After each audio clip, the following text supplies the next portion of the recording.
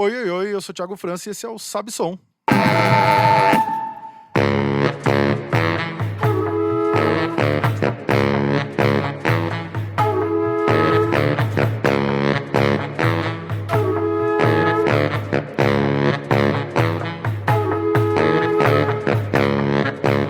Sabe Som, um podcast quinzenal totalmente dedicado a falar de música, de som, e é produzido em parceria com o estúdio Ori Music Lab e a distribuidora Trattori. Além de ouvir no seu player preferido, você pode ouvir o podcast também no YouTube e na rádio online Dublab Brasil, também quinzenalmente às segundas-feiras.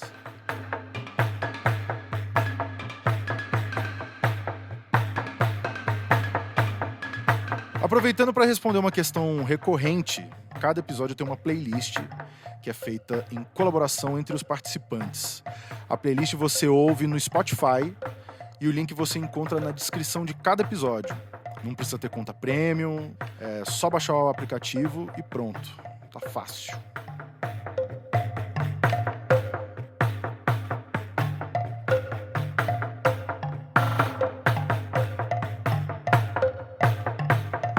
Episódio número 7, música de invenção. Todo rótulo é sempre uma furada, esse não podia ser diferente, mas foi o mais próximo que eu consegui chegar de um guarda-chuva que abrigasse improvisação livre, composição instantânea, noise, avant-garde, etc e tal, tantos gêneros com tantas nuances. Aliás, é um belíssimo equívoco falar em gênero, né? Melhor seria falar em caminhos ou possibilidades. Acho que é uma diminuição do valor colocar resultados tão diversos dentro de uma caixa com uma etiqueta só. Naturalmente, esse é um assunto que me interessa bastante, já que é um caminho por onde eu transito constantemente. E para falar disso, está aqui comigo hoje jornalista, socióloga, Pérola Matias, que desenvolve uma pesquisa sobre o tema. Bem-vinda! Olá, obrigada. Prazer estar aqui hoje. Música de invenção é um bom termo? Eu acho que é. Inclusive, é o termo que eu acabei usando na minha pesquisa, que é sobre a trajetória do Arthur Lindsay, e que eu queria falar sobre esse arco entre a canção, a invenção, o experimental, o noise e a relação da música com as artes plásticas também, como elas se conectam. E acabei dando o título do meu trabalho de Em Estado de Invenção para falar sobre esse movimento do Arthur Lindsay. O que eu acho curioso desse estilo, se a gente pode chamar assim, é que ele é mais a premissa, ele é mais o ponto de partida do que o resultado final, né? Ele é o caminho pelo qual a gente chega nas coisas. O que você detectou, assim, como sendo a música de invenção? Quais são as características? Eu acho que o que você falou faz muito sentido, né? A questão da invenção, da experimentação, ela é mais uma ferramenta para a criação do que um fim. E eu acho que isso tem muito a ver com a questão da arte contemporânea também, né? Você não chega a uma obra final fechada. É o processo, é o caminho que vai contando e que você vai descobrindo e fazendo ali.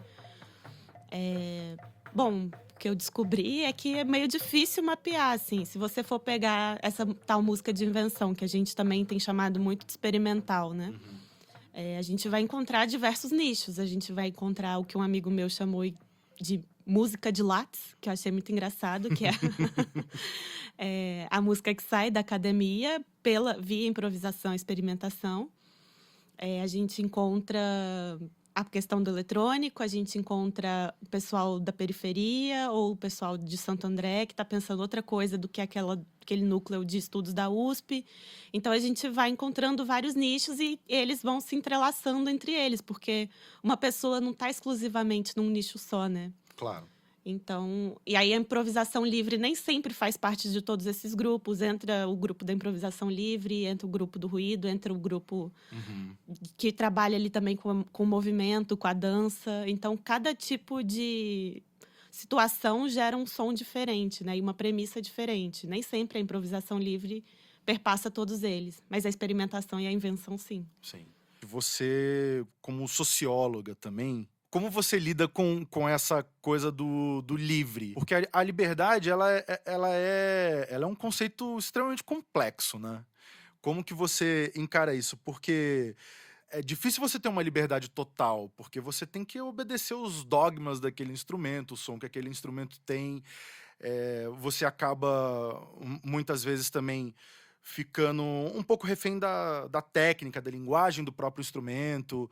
E quando a gente começa a fazer muito isso, começa a trabalhar muito com improviso, nessas situações todas, a gente, de certa forma, acaba desenvolvendo um repertório. Mesmo que seja um repertório próprio e particular, você acaba criando uma nova técnica, você acaba criando novos padrões ali, né? A pesquisa chegou a esbarrar nessa questão da liberdade, desse conceito de liberdade. Como que... Acho que eu nunca trabalhei com o conceito de liberdade, porque eu acho que liberdade a gente vai esbarrar sempre. Primeiro, por causa do seu repertório.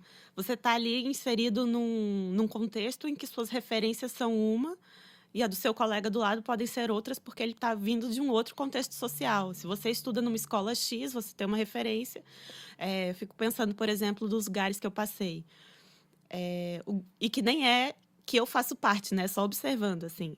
A escola de música na USP, o pessoal do Nussom e tudo mais, eles têm uma outra referência do que a escola da Bahia, que está ali no rastro do Cole Holter, do Tom Zé, E, ao mesmo tempo, os cursos de música popular, eles estão entrando nessas universidades e acaba, acho que, tendo um certo diálogo, né? Então, eu acho que se esbarra em todos esses contextos sociais e históricos até, assim, de referências e de onde você vem mesmo, né? Aliás, mandar um salve pro Ed Braz, lá em Salvador. Que Grande Ed Braz.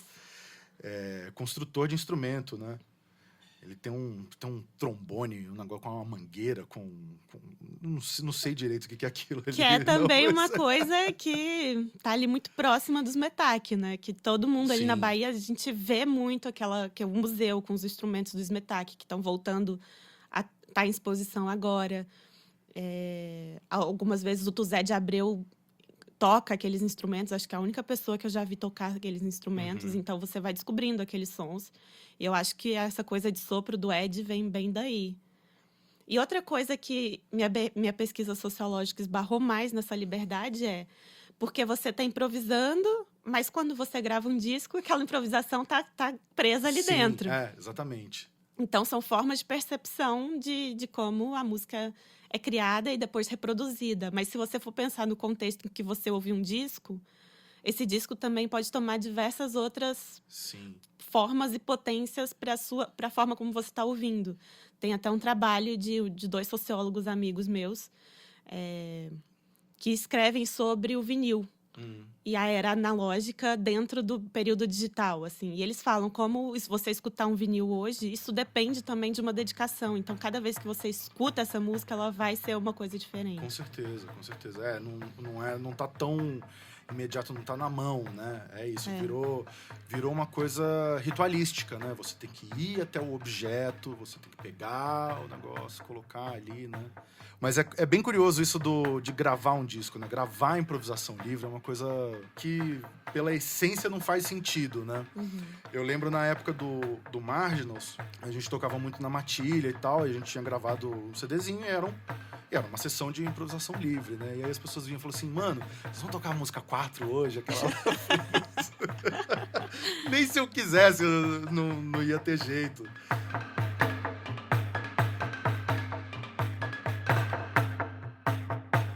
Você falou uma coisa também que, enfim, eu acho que tá ligado com tudo que a gente tá vivendo agora, né? A importância de ter tido ali, né? A presença da academia, né? A gente tá assim, a gente tá num momento que a gente tem que explicar que ir pra faculdade é um negócio massa, né? Tem muita gente duvidando disso. E que não pagar a faculdade é uma coisa que pode acontecer também, sem ser escândalo. Né? E você ter essas referências, você ter contato com isso, né? Como isso afetou profundamente a produção cultural daquelas pessoas ali que estavam ali naquele momento em Salvador e tal. Bom, eu tenho esse trabalho sobre o Arthur Lindsay, que é meu doutorado, mas meu mestrado foi sobre como uma ebulição cultural na década de 50 ali em Salvador permitiu que surgisse o tropicalismo, o movimento tropicalista. E, na verdade, isso começou de uma curiosidade minha de como as produções musicais e cinematográficas e de teatro e de dança retomam o tempo todo o tropicalismo como referência para falar delas, ou colocam no nome das músicas, ou colocam no nome dos discos. Então, eu tentei conectar essas coisas do passado com o do presente, assim. esse cenário em Salvador da década de 50, ele é muito incrível de se estudar, assim, e acho que tem pouco estudo sobre isso, acho que é uma das grandes pesquisas que eu gostaria de fazer na vida, que está muito desses fatores que proporcionaram essa ebulição é a criação das faculdades de arte na Universidade Federal da Bahia por um reitor que chamava Edgar Santos, que vinha de uma elite econômica, política de Salvador conservadora, e ele teve esse estalo de juntar toda essa influência e esse trânsito social dele para criar a escola de arte, a escola de música, chamando o Reuter e os Metak, e aquela vanguarda da Europa, do Decafônica, criar a escola de dança, com uma professora também europeia, da vanguarda da dança europeia, criar a faculdade de arquitetura e levar a Lina Bobardi, que também ajudou na criação do MAN, e fez lá também na década de 60 as Bienais da Bahia, 2 até a ditadura proibir.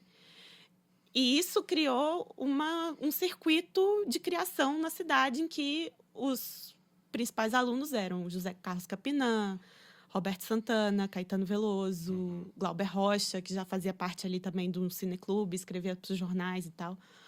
E o Oli Salomão, que fazia direito. Então, foi criando uma rede que não se perdeu até hoje, assim, né? E a reitoria era um lugar que o John Cage foi tocar. Então, as pessoas viram essas coisas acontecerem ali.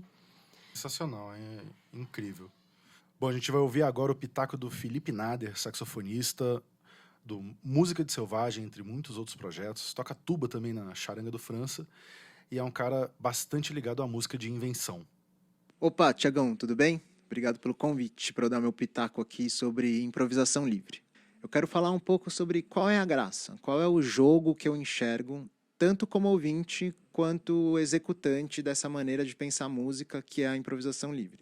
Nos dois modos que eu estou buscando ouvir e construir são as estruturas que você vê em qualquer música que a gente ouve por aí, das mais, entre aspas, normais até as mais, também, entre aspas, esquisitas. Ou seja, eu estou interessado na construção das melodias, no caminho das harmonias que são criadas, nos timbres que são usados, na forma da música, forma no sentido musical mesmo. Se a música tem várias partes e começa de um jeito, depois muda para outro, volta para o primeiro, desenvolve o segundo, enfim. Então, a princípio, eu vou usar esse norte para olhar uma apresentação ou uma gravação de música improvisada. Mas aí tem um porém. Essa música está sendo criada na hora, e isso coloca uma série de percalços tanto para o ouvinte quanto para o executante.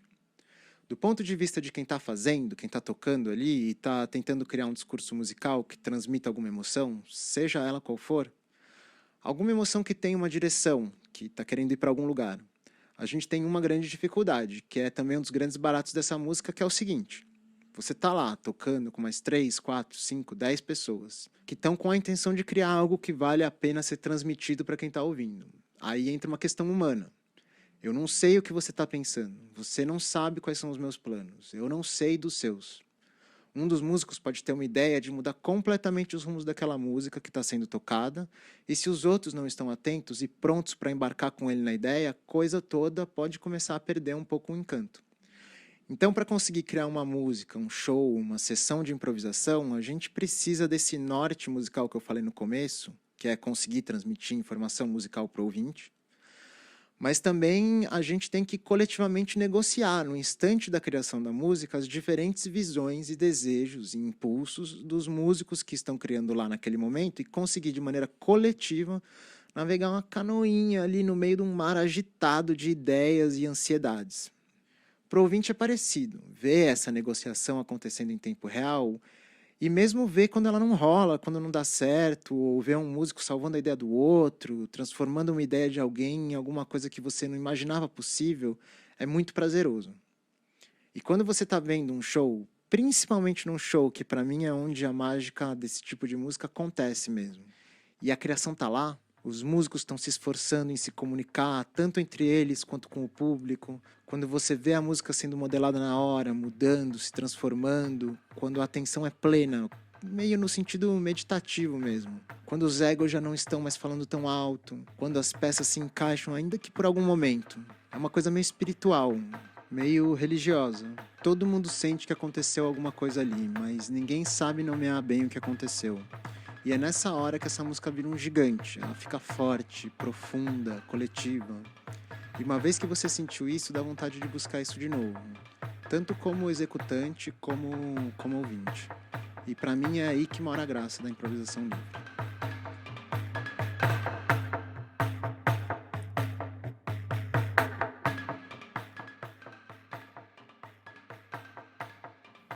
Massa demais, Felipe Nader. E aí? É isso aí, né? É meio isso, né? É. Eu tenho um interesse muito grande de saber a opinião das pessoas que não tocam, né?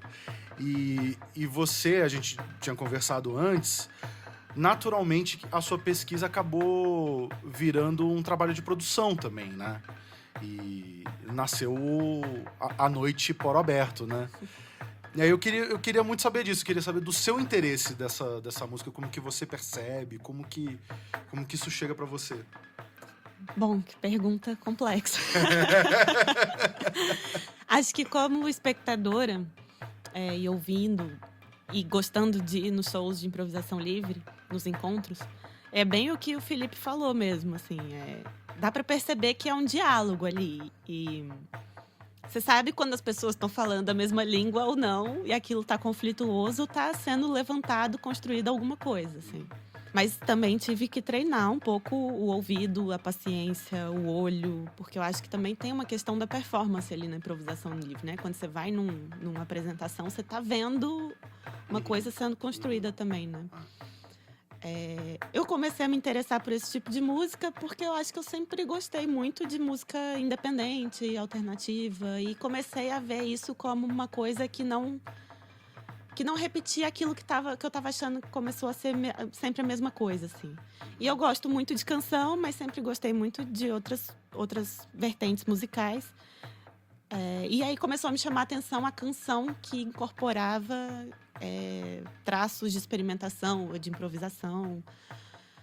E também porque eu comecei, ou por causa disso também, não sei mais qual é a origem, eu comecei a pesquisar o Arthur Lindsay, que foi essa pessoa que para mim fez uma ponte grande.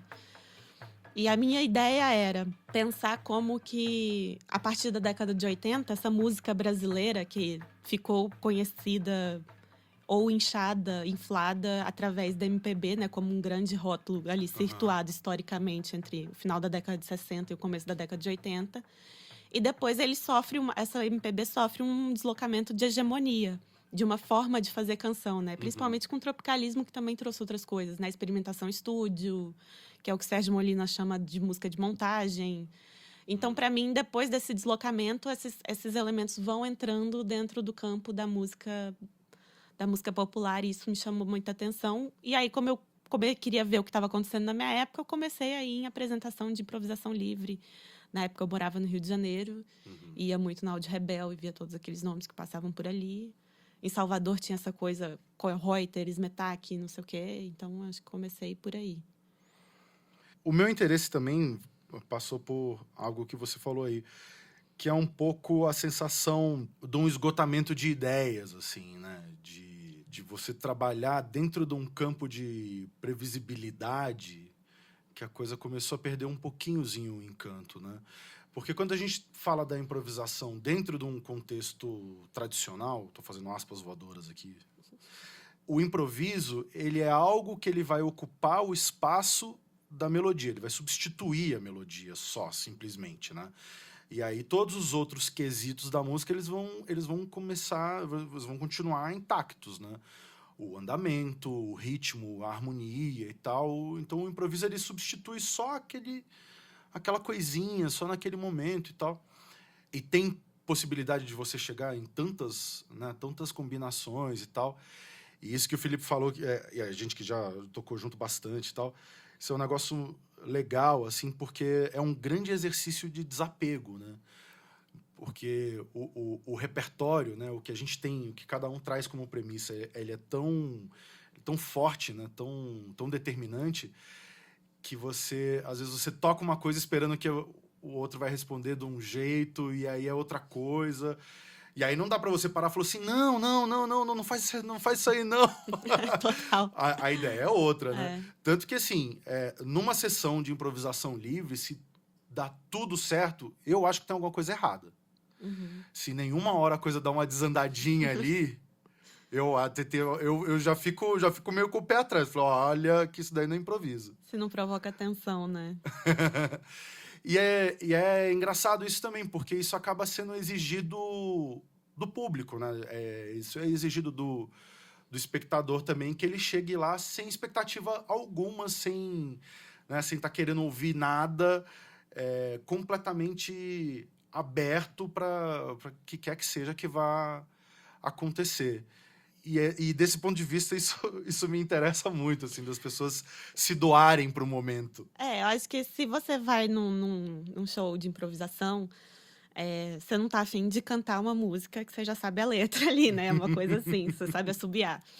E eu acho que isso é o que também me pegou mais indo nesses shows. Claro, eu já tinha lido muita coisa que levava a esse caminho, porque historicamente a música tem essas transformações.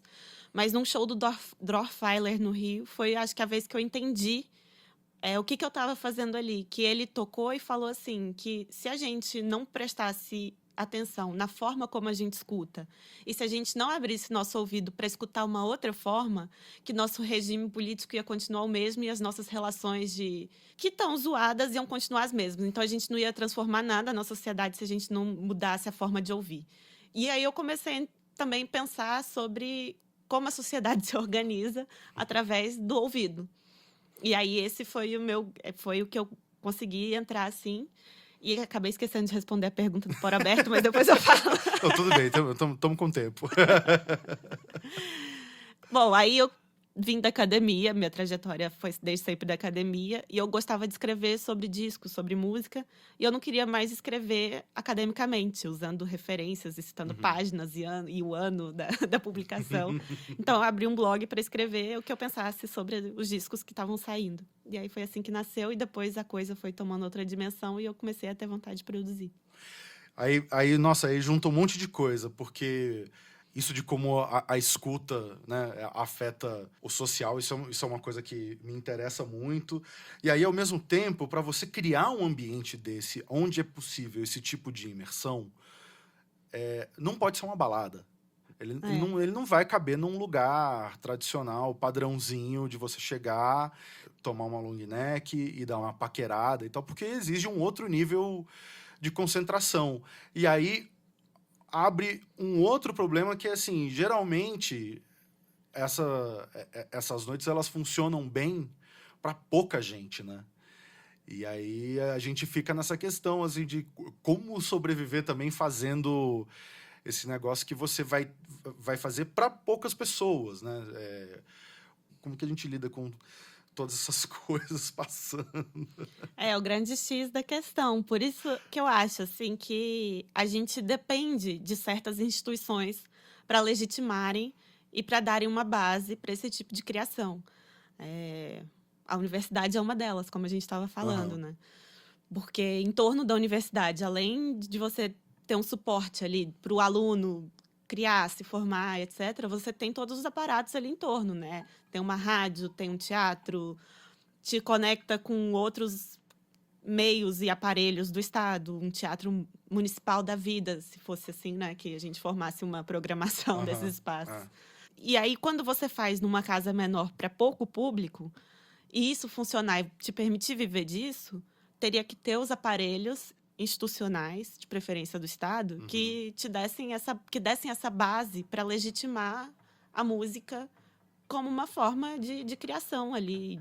E a sociedade não pode viver sem criação, sem invenção. Assim. O que as pessoas, muitas vezes, elas não percebem é que, assim, por exemplo, quando você compra um carro, você comprou o carro, né? Você comprou ali aquele objeto, o carro. Você não está pagando a rua que você anda, você não está pagando o sinal, você não está pagando as pessoas que fazem o trânsito acontecer, você não está pagando o cara que está fazendo pesquisa na plataforma de petróleo, você não está pagando nada disso. O Estado está cuidando de tudo isso para você poder ter o carro. Então não é problema nenhum, não é demérito nenhum o Estado poder prover um pouquinho de estrutura para a gente poder ouvir música, né? Não é nenhum absurdo, como a gente né? sabe que acontece em outros países, né? Uma Noruega da vida que tem uma cena de jazz fortíssima, subsidiada muitas vezes, não só pelo Estado, mas pela parceria do Estado com outras instituições culturais, né? Eu só ia... Enfim, acho que... Nem Não, rola. não, pode... Eu só ia comentar que a gente está tentando mostrar que o Estado faz parte, mas assim, né? A gente está tentando defender que cultura A gente tem, a gente tem que explicar que cultura é massa, né? E olha, a que ponto tá chegamos? nesse ponto. 2019, por que você está fazendo isso com a gente? A gente está tendo que explicar que cultura é massa, que música é massa, que o Leonardo DiCaprio é massa, tá? Tá impossível.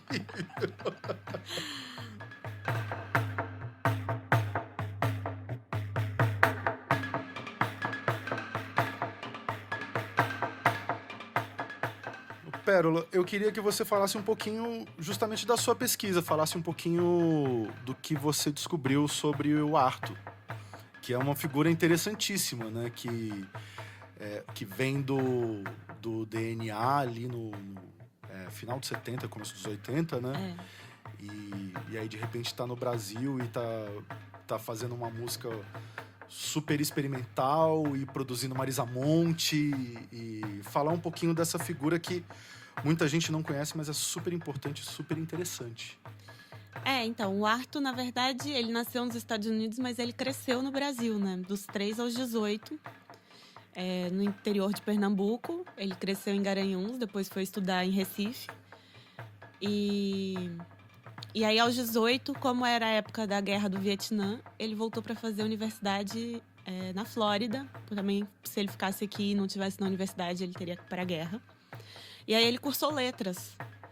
E o que ele fala, assim, nas entrevistas é que ele tinha uma grande vontade de ser artista e andava com essas pessoas também que eram no meio das artes. Faziam música, faziam dança, teatro, literatura. E aí ele vai para Nova York nessa época que Nova York tá, assim, mega em ebulição, mesmo com a cidade ultra decadente, né?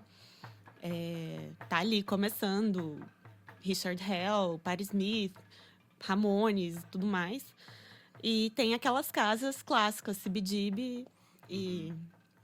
Enfim. E aí ele disse que estava um dia no CBGB e o cara perguntou, e aí, quando é que você vai fazer o show da sua banda? E aí ele não tinha banda e começou a falar, semana que vem, pode ser. Aí comprou uma Dana Eletro, que é a guitarra que ele usa até hoje, num brechó.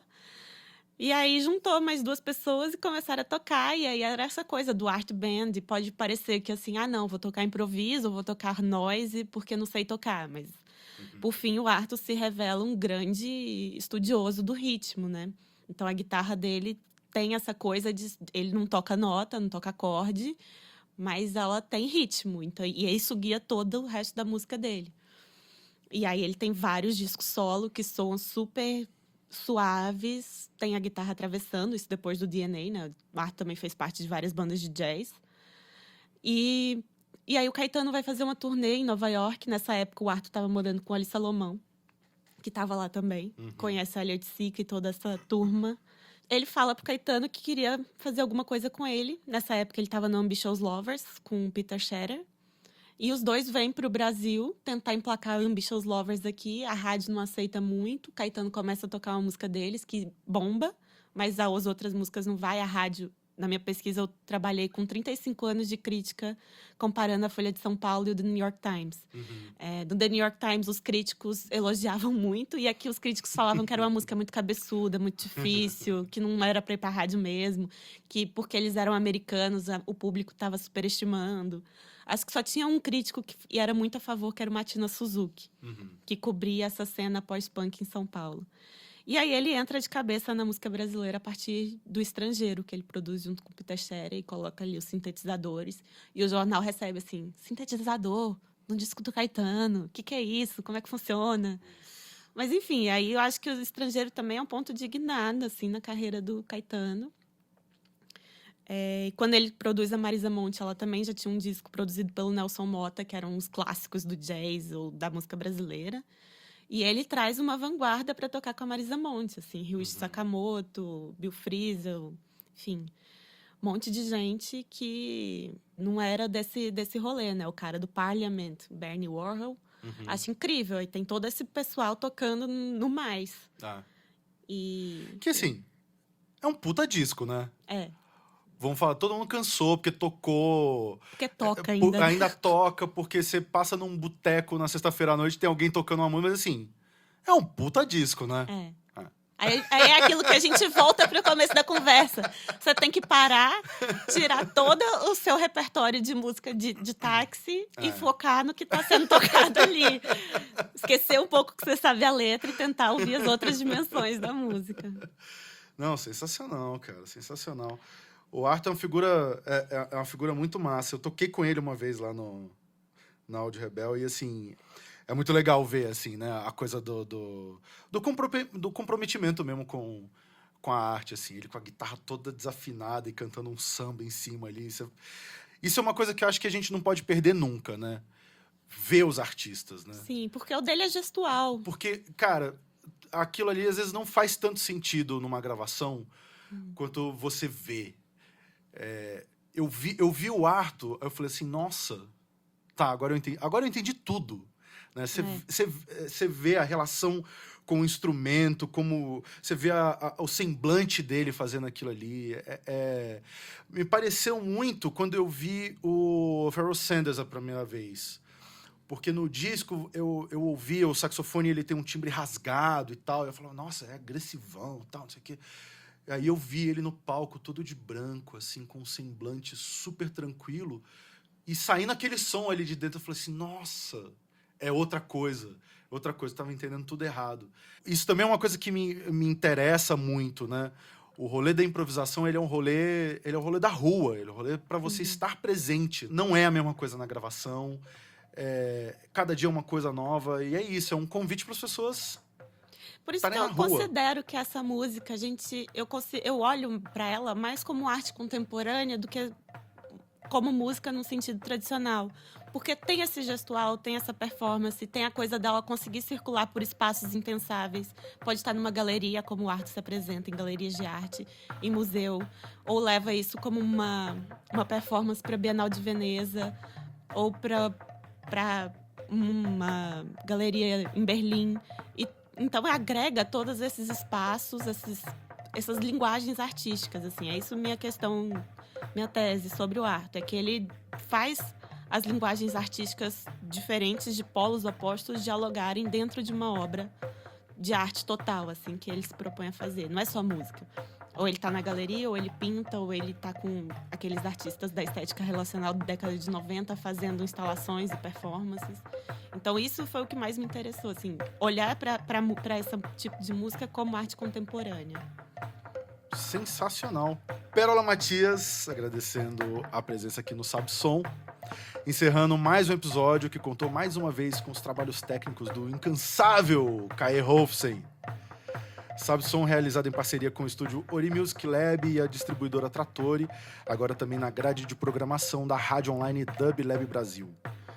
No Instagram você pode seguir o perfil do podcast e ficar sabendo mais sobre os assuntos que rolam por aqui. No seu player preferido, na descrição de cada episódio, você encontra uma playlist feita em colaboração pelos participantes do podcast, sempre sobre o tema debatido aqui. É isso, valeu e bons sons!